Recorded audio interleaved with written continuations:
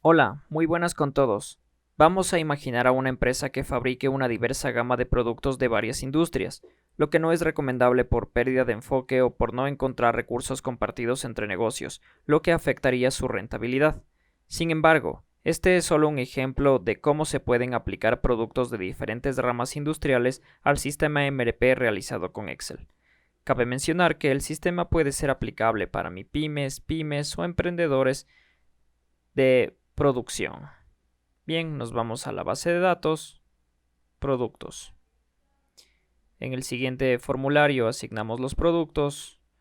Ejemplo, vamos a asignar una patineta.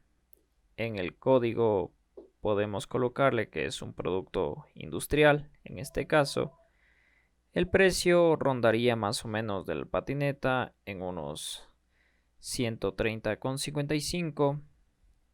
Le colocamos la unidad. En este caso es una unidad. Y la productividad, vamos a decir que una patineta se realiza en unas 3 horas aproximadamente, es decir, la productividad por hora será de 0.33. Aceptamos, borramos, nos vamos al siguiente. Vamos a colocar una pasta dental, que en este caso sería un producto químico.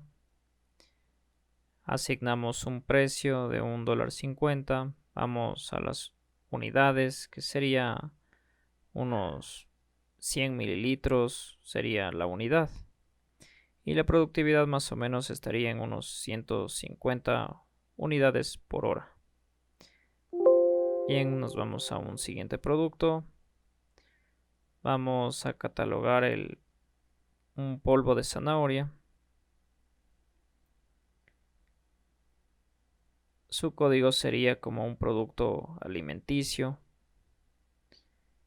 El precio del mismo estaría por los 15,50 en nuestro caso. Vamos a vender cada unidad por 1000 gramos, es decir, el kilo.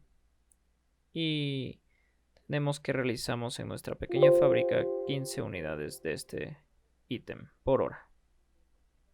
Finalmente elegimos un último producto, que es el polvo de brócoli.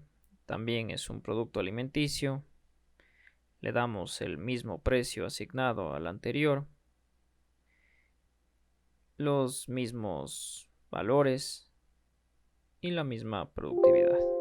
Bien, aceptamos. Este botón de asignar la mano de obra aún no podemos realizarla, pues no hemos asignado ninguna mano de obra.